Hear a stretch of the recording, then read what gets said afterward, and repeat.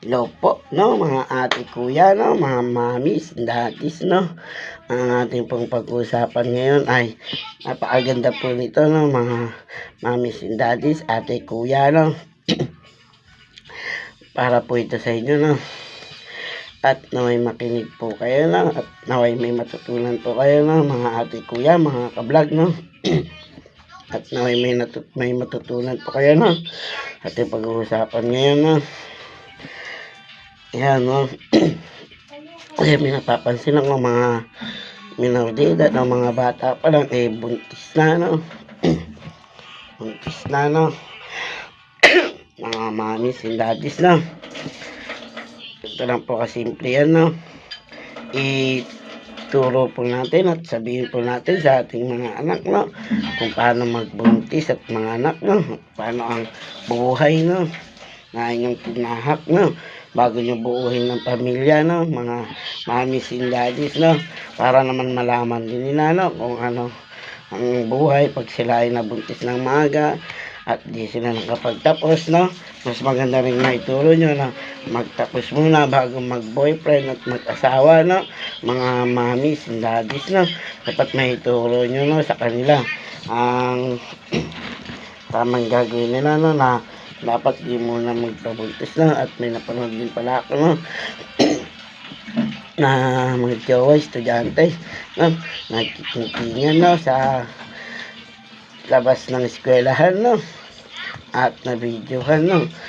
Ayun na nga, no. Dapat maturuan natin ang ating mga anak na huwag muna mag-aasawa, ganito ang magiging buhay ninyo pag kayo ay nabuntis ng maaga, no, mga mamis and daddies, no. Dapat maituro po natin yun sa ating mga anak, no. Buhay na kanilang kahinatnan pag nabuntis sila ng maaga at nanganak sila ng maaga at kung paano manganak, no, para mapaisip sila, no, na dapat di pala sila makapagkasawa ng maaga at makapaglandian ng maaga, no, mga mamsi and daddies, no. At ito pa, no.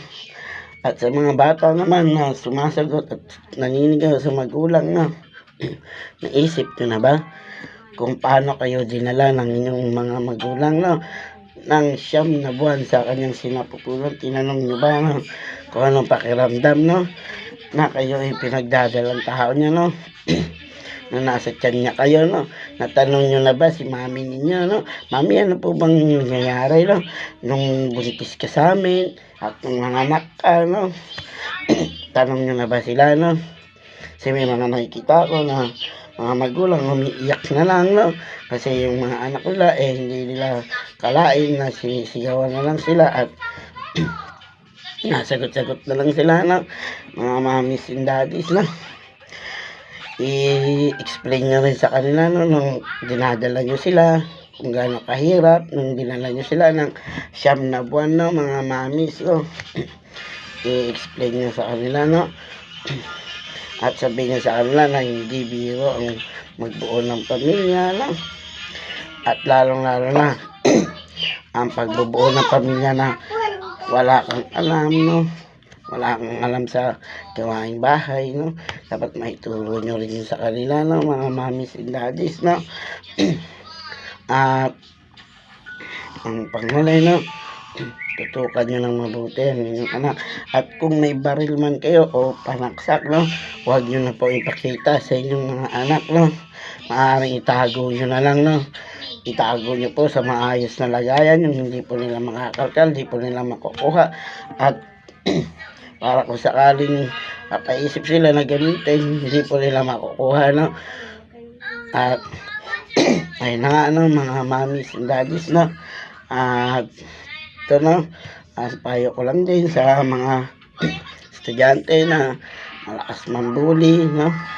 Tignan nyo muna sarili ninyo bago kayo mambuli ng kapwa ninyo, no. Tignan nyo po kung perfecto ba kayo, wala ba kayong kapintasan sa sarili ninyo, no, bago nyo bulihin ang kapwa nyo estudyante, no. Hindi po porket nakita nyo mataba, mapayat, no, pangit, kayo gwapo, tapos nakita nyo ang katawan ninyo parang walang kapintasan, no. Tignan nyo rin, no, ang inyong sarili. Tanungin nyo inyong mga magulang Mama, may kapintasan ba ako bago niyo bulihin ang kapwa niyo estudyante, no? Hindi po kayo basta-basta dapat na mabuli, no? Kasi baka mamaya mabalikan po kayo, no? At magantihan kayo, no? Sa nagkaaroon po tayo ng insidente ng krimen, katulad po ng barilan, no? Kasi gumaganti ang kapwa niyo estudyante, no? At napuno na po, no? At yun na nga, no? Mga mommies and daddies, no? Ituro nyo po yun sa inyong mga anak, no? Na bago kayo mabuli, tignan nyo muna inyong sarili, no? Hindi po basta kayo puri ng puri sa inyong anak na pogi ka, ganito, ganun. Hindi po. Turo nyo po, no? Na huwag mambubuli at ikapintasan ka rin sa sarili mo. Hindi po basta-basta tayo mambubuli, no? Mga kablog, no? At ang pinag-usapan po natin ngayon is tungkol din ulit. Ayun na nga, no, mga kablog, no? At may natutunan po kayo ulit sa aking tutorial o sa ating pinag-usapan, no? Mga ate, kuya, mga mamis and daddies, no? Sa magandang araw po sa inyo lahat. Ito po ulit siyang master. Nagbibigay sa inyo ng tutorial at payo at tips, no? Bye-bye. Mag-iingat po kayo.